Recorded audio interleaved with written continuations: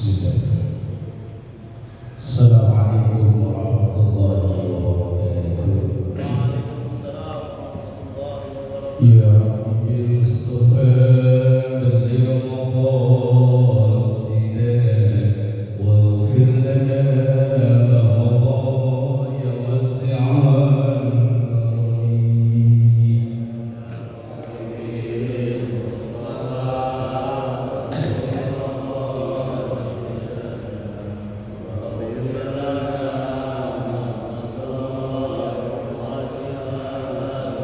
هو الحبيب الذي ترجى شفاعته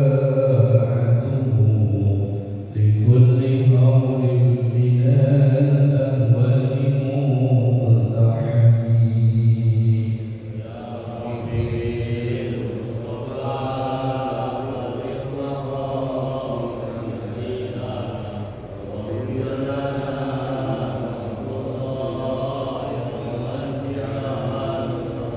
أستغفر الله من قول بلا عمل لقد نسبت به أسلا لذي حكمي. يا ربي بالمصطفى بلغ مقاصدنا واغفر لنا ما مضى يا واسع الكرم. اللهم صل وسلم وبارك عليه وعلى آله وأصحابه. بسم الله والحمد لله والصلاة والسلام على رسول الله وعلى آله وأصحابه ومن تبعهم بإحسان إلى يوم القيامة. أما بعد، إلى حضرة النبي المصطفى محمد صلى الله عليه وسلم وعلى آله وأصحابه وأزواجه وذريته وأهل بيته الكرام وجميع أمته من المسلمين والمسلمات والمؤمنين والمؤمنات أينما كانوا، خصوصا mereka yang kita bersyukur Syekh Ahmad bin Hajar al-Asqalani, Syekh Al-Allamah Muhammad Nawawi al-Bandari al-Syekh al-Syafi'i. Syuhida lahu al-Fatihah. A'udzu billahi minasyaitonir rajim. Bismillahirrahmanirrahim. Alhamdulillahi rabbil alamin arrahmanir rahim maliki yaumiddin. Iyyaka na'budu wa iyyaka nasta'in. Ihdinas siratal mustaqim. Shiratal ladzina an'amta 'alaihim ghairil maghdubi 'alaihim waladdallin. Bismillahirrahmanirrahim. Wa talabtu hubballahi ta'ala fid dunya. Wa talabtu, dan saya mengharapkan hubballahi ta'ala, kecintaan Allah Ta'ala, fid dunya, dalam urusan dunia. Artinya fi tarki, dalam meninggalkan urusan dunia. Saya mengira kalau saya menjauhi urusan dunia itu akan dicintai oleh Allah. Akan tetapi fawajadtuhu, saya menjumpai kecintaan kepada Allah itu fi dzikrillahi ta'ala, dengan menyebut Allah Ta'ala. Zikir, afdal dzikri la ilaha illallah. Zikir yang paling afdal itu ya melafazkan kalimat tahlil la ilaha illallah. Cuman kalau orang sono ditambahin an jadinya bid'ah. Kalau tahlil perintah agama, kalau tahlilan bid'ah. Salawat perintah, salawatan bid'ah. Sudah Yasin perintah, yasinan bid'ah. Timbang tambahan an aja baik. Qala alaihi salatu wassalam,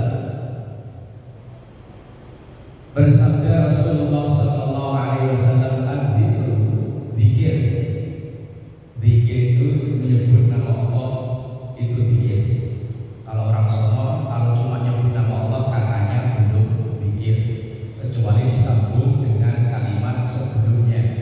Alhamdulillah, subhanallah, Allahu akbar, astagfirullah, itu baru disebut zikir. Kata orang sono, kata orang sini, wong ala bidzikrillah tatma'innul qulub. Ingat dengan menyebut nama Allah. Teks Qur'annya begitu. Dengan tidak ala bidzikri subhanallah, dan teks Qur'annya ala bidzikrillah, dengan menyebut nama Allah. Dan kita ini, saya pernah baca tulisan, Indonesia termasuk bangsa terbanyak dalam menyebut nama Tuhan. Apalagi Islam, mulai bangun tidur udah ada menyebut nama Allah. Alhamdulillahilladzi ahyana ba'da ma amatana wa ilaihi nusyur. Bangun tidur, biasanya bangun tidur kamar mandi, dia nyebut nama Allah lagi. A'udzubika minal khubuthi wal khaba'is. Selesai nyebut nama Allah lagi, terus mau makan sahur nyebut nama Allah, selesai sahur nyebut nama Allah, berangkat ke masjid nyebut nama Allah, terus zikir terus. Lagi jalan ketemu yang cakep-cakep, subhanallah, ya Allah maha indahnya karunia ciptaan Tuhan, subhanallah. Daripada ketemu yang jelek, kalau ketemu yang cakep, potensi dosanya sabar. Kalau ketemu yang jelek, potensi dosanya hina, ngenyek. Orang udah gemuk, hitam pakaiannya kayak gitu, potensinya hina ya. Nah, kalau ketemu yang cakep, potensinya nafsu. Jadi dua-duanya berpotensi dosa. Tapi ya bisa jadi dua-duanya berpotensi pahala. Dia tadi ketemu yang jelek, ketemu yang cakep, subhanallah. Dia mikir terus ya. Naik motor di Bekasi ini sebetulnya potensi pikirnya lebih kenceng daripada di Jakarta ya. Iya kan, di depan Lagoa itu nah ini potensi pikirnya naik motor di Bekasi itu lebih besar daripada di Jakarta. Jakarta rata-rata jalannya halus, dan di sini itu bagi yang ahli pikir. Kalau nggak ahli pikir yuk, suwek. Sekarang begini amat. Al-dzikru, zikir, khairun minas shadaqah, lebih baik dari sedekah. Wal dzikru khairun minas siyam, zikir lebih baik daripada puasa. Berarti kalau udah zikir nggak usah sedekah gitu. Ya Allah. Artinya orang yang berzikir akan lebih baik kalau zikirnya orang yang bersedekah itu akan lebih besar nilai sedekahnya kalau dilandasi dengan zikir. Zikir itu nggak harus muter tasbih, mandek mulon, enggak. Om zikir itu ya wa'ala, gimana? Paling ayatnya apa aja? Yang wa'ala junubihim yatafakkaruna itu. Apa ya? Orang zikir itu boleh dalam qiyaman wa qu'udan itu. Boleh dalam keadaan berdiri, boleh duduk, boleh rebahan, terus boleh macam-macam. Kalau saya pernah baca buku tasawuf Sunan Kalijogo, zikir itu malah kalau yang kelas awam la ilaha illallah, kelas atasnya Allah, kelas atasnya lahu, kelas atasnya lagi. Dulu yang pernah diprotes sama Ustaz tadi ayat tersebut, tapi akhirnya ada yang meluruskan bahwa itu adalah amalan zikir menurut Sunan Kalijogo. An Abi Hurairah radhiyallahu anhu makna zikrullah ta'ala, nyebut nama Allah ta'ala itu binahwi tahlilin, dengan semisal mengucap kalimat tahlil la ilaha illallah. Makanya tahlil itu intinya la ilaha illallah. Umpama diundang tahlil, begitu udah ngumpul semua, ayo semua kita mulai afdhalu dzikri la ilaha illallah. Itu udah disebut tahlil, langsung udah ada, udah besek bagiin pulang.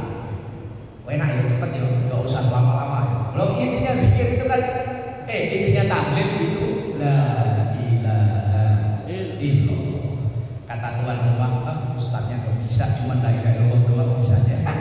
Jangan undang lagi. Wa tasbihin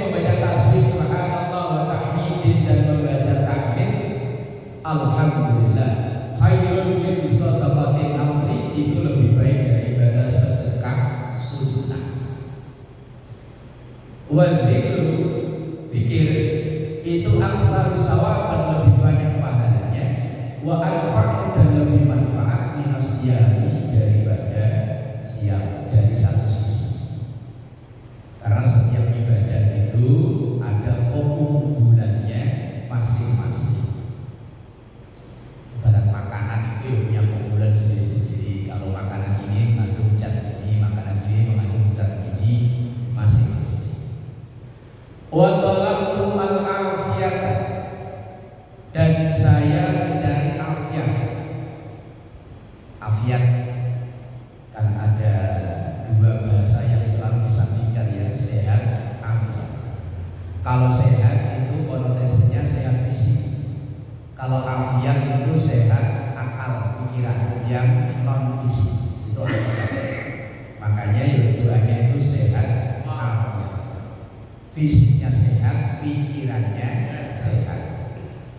Nah kalau fisiknya sehat, pikirannya nggak sehat, ya sama aja, dibilang nggak waras, nggak sehat. Pikirannya sehat tapi badan nggak sehat, dia nggak enak juga. Maka dua-duanya sehat afiat.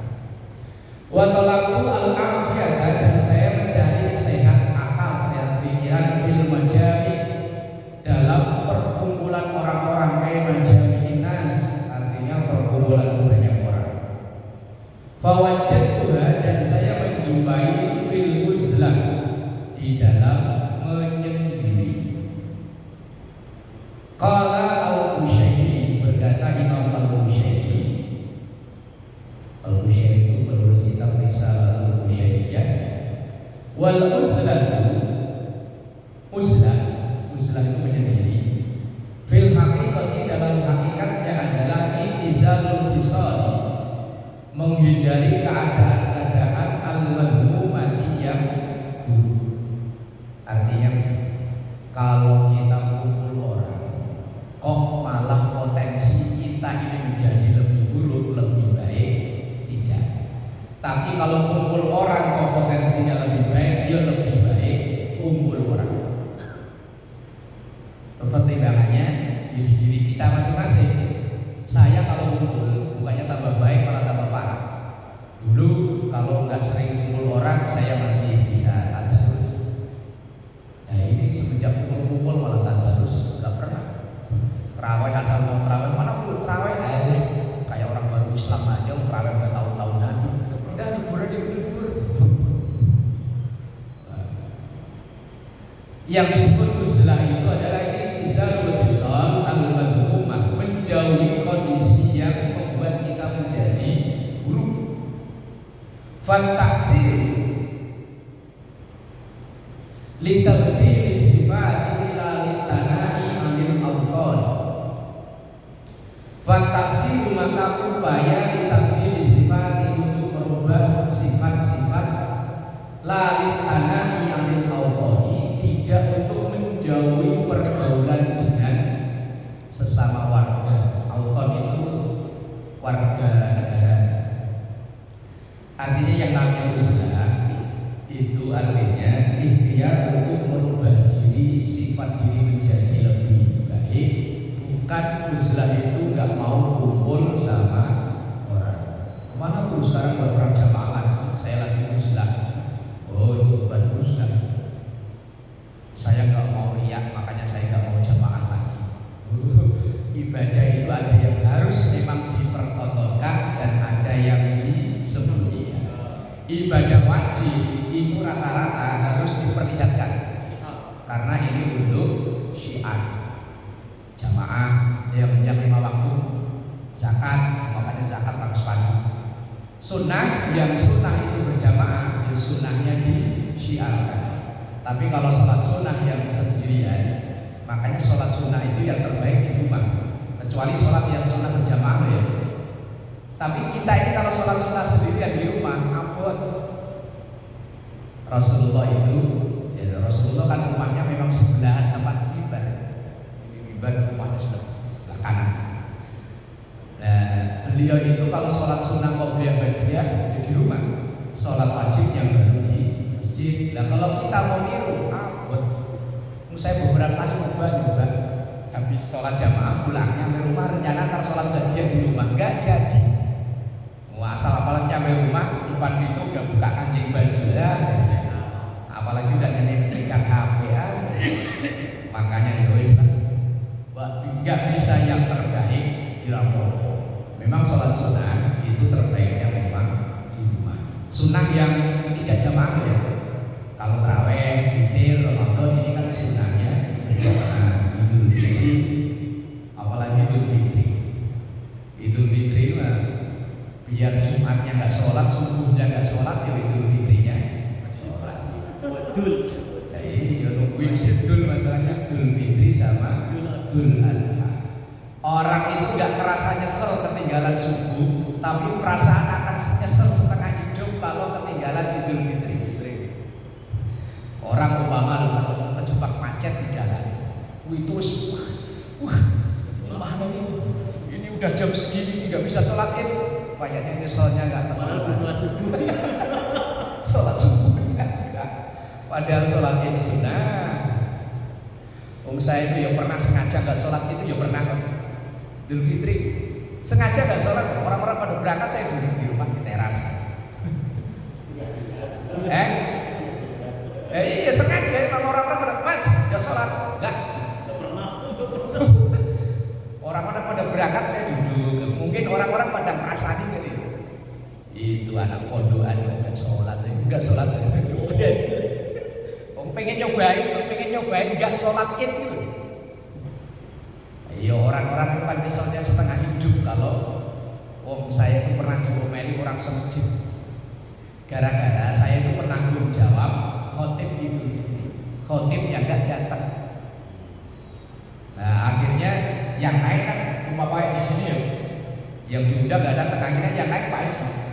Nah karena seumur umur gak pernah khotbah, ya walaupun baca buku kan ya mic-nya begini kan. Begitu saya pulang, wah langsung Ustaz, gimana ini? Tahun khotibnya nggak datang. Kebetulan itu hari rayanya Jumat. Nggak umpama kayak besok ya, kebetulan kayak Jumat umpama ya.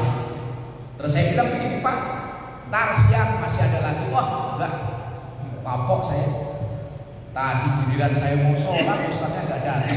Enggak siang nggak mau sholat lagi. Wah, ya Allah. Oh lebih ketakutan ketinggalan Idul Fitri daripada yang wajib. Bisa gimana lagi? Jamani. Ya tapi alhamdulillah masih mau sholat ya. Alhamdulillah. Wa qala Abu Ali Ad-Daqqaq rahimahullah taala, berkata Imam Abu Ali Ad-Daqqaq. Ad-Daqqaq itu artinya tepung, karena Imam Abu Ali ini penjual tepung.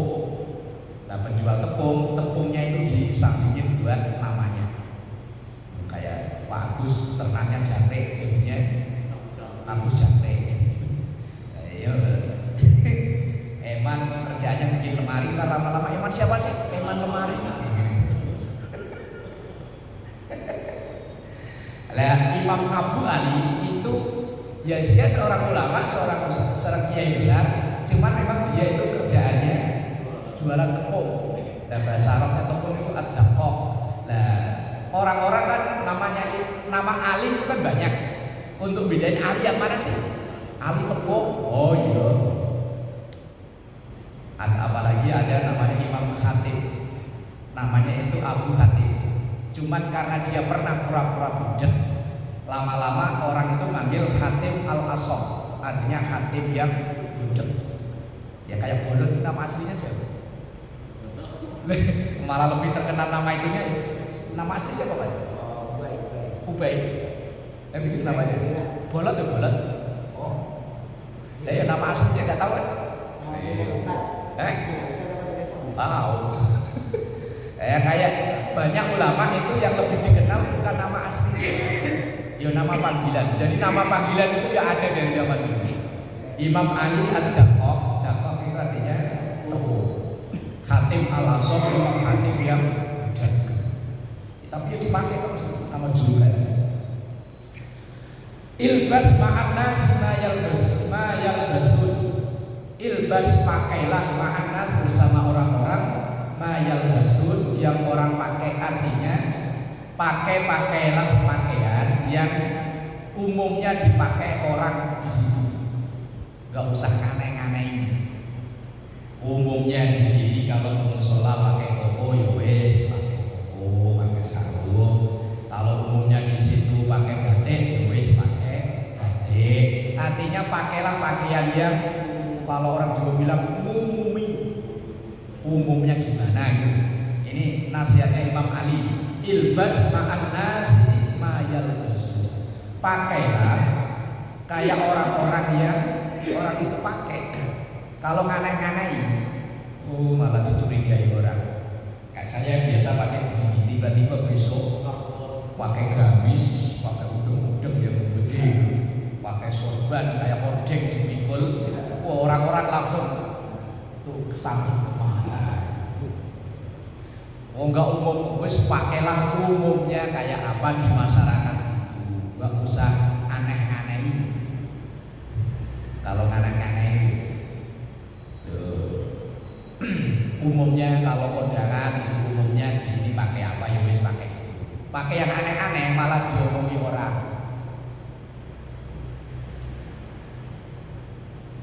Wa tanawul mimma yakulun, dan ambillah atau makanlah yang umumnya dimakan orang. Wanfarid, dan menyendirilah anhum dari orang bisirri dengan hati. Wa talaqtu nural qalbi, dan saya mengharap cahaya hati fil mawa'id, dalam banyak nasihat. Mau'idhah jamaknya mawa'id. Wa qira'atil Qur'an, dan membaca Al-Qur'an. Fa wajadtuhu fit tafakkur, dan saya menjumpainya dalam tafakkur. Tafakkur itu pikir-pikir, merenung. Iya, langit seluas itu kayak udah ada tiangnya, kayak udah ambruk. Iya, itu mikir. Dalam Quran itu Allah kalau ngetes itu malah membuat perumpamaan yang kecil.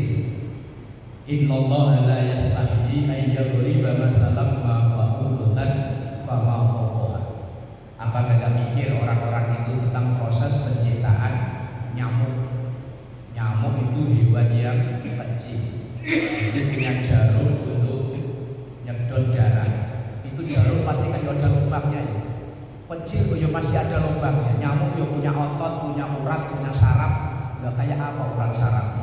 Orang kalau bikin patung gajah, persis gajah bisa. Tapi kalau bikin patung nyamuk yang persis sama nyamuk bisa nggak? Bukan gede loh ya, ini seukuran nyamuk itu. Nggak bisa nggak sih ya? Lah kalau bikin kuda, persis kuda bisa. Ukurannya kayak apa bisa. Tapi kalau nyamuk nggak bisa. Maka Quran itu mengumpamakan kalau manusia itu memang hebat, coba bikin yang semisal nyamuk. Itu dalam Quran ada. Al-Baqarah awal-awal, innallaha la yastahyi ay yadriba masalan ma ba'udah, yang semisal nyamuk wa ma fawqaha, atau yang lebih daripada nyamuk. Lebih itu kan bisa lebih kecil, bisa lebih rumit. Kalau dulu pelajaran SMA kan ada binatang yang membelah diri ya apa namanya? Amubah. Nah itu manusia suruh bikin patungnya kira bisa cuma teliti, itu pun nggak pakai mata langsung, ya pakai alat. Itu suruh pikir-pikir, ya Allah betapa maha telitinya Allah menciptakan makhluk yang semisal nyamuk. Kita kalau mikir cecek kayak akal kita nggak nyampe ya. Cecek itu binatang terayam, makanannya binatang terbang, nyamuk. Itu kalau dipikir-pikir kan nggak bakalan bisa makan ya. Tapi wong Allah berkehendak menjadi lagu ya. Cicak-cicak di dinding, diam-diam merayap. Datang seekor nyamuk, lalu disantap. Kalau Allah mau ngasih rezeki, ceceknya diem, tapi disamperin sama nyamuk.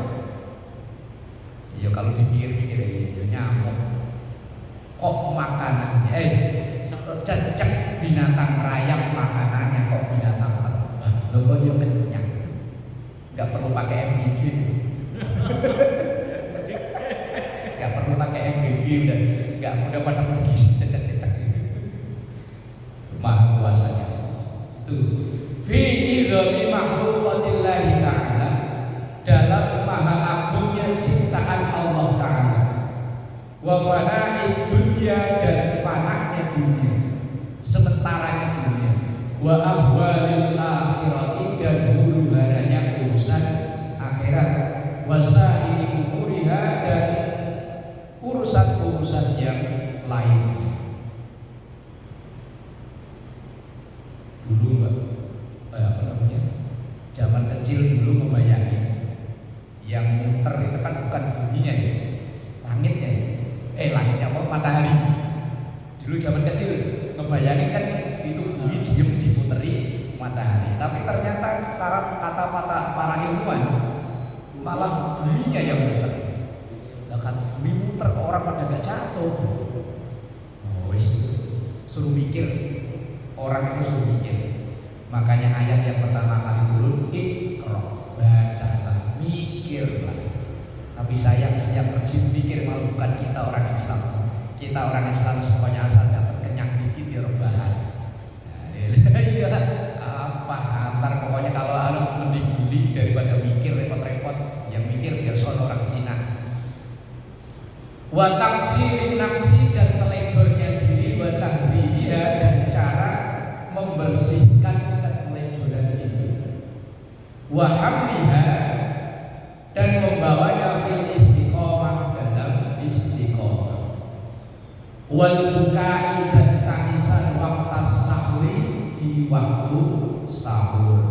Banyak berzikir nyebut nama Allah, ingat dosa di waktu sahur. Maka waktu yang paling mustajab untuk berdoa itu ya waktu sahur. Qala ba'duhum, berkata sebagian ulama, waqaftu, saya berhenti ala abidin, di hadapan seorang hamba, wa huwa yabki, dan hamba itu sedang menangis. Fakultu, maka saya bertanya, mimma buka, sebab apa engkau menangis? Faqala, maka hamba itu menjawab, rawatan yajiduhal khaifuna fi qulubihim. Rawatan, tangisan saya karena takut, yajiduha, yang saya menjumpai rasa itu, al khaifuna, orang-orang yang takut, ada rasa takut, fi qulubihim, dalam hati mereka. Faqultu lahu, maka saya berkata bertanya kembali pada orang hamba tersebut, wa marrawatu, apa itu rawah? Qalu rawatun nidai bil ardi Allahi ta'ala. Saya takut suara panggilan untuk kembali menghadap Allah, alias mati.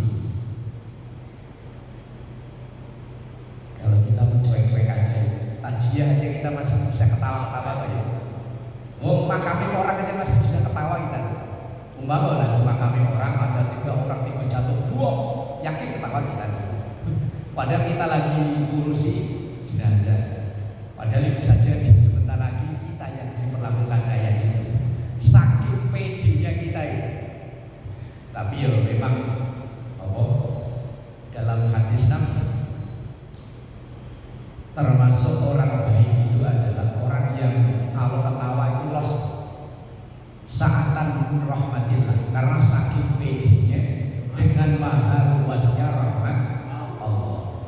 Inna min khiyari ummati yarhamuna jahran min sa'ati rahmatillah, bahwa sesungguhnya umat pilihan bukan Rasulullah itu orang yang selalu bahagia kalau ketawa los ngakak-ngakak.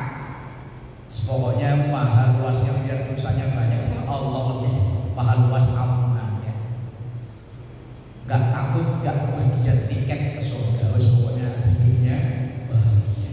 Itu termasuk pilihan Allah. Makanya beberapa hari yang lalu saya bilang dalam ilmu sosial itu pasti ada 2 kemungkinan. Ada orang yang menjalani hidup itu selalu bahagia kayak gak punya dosa.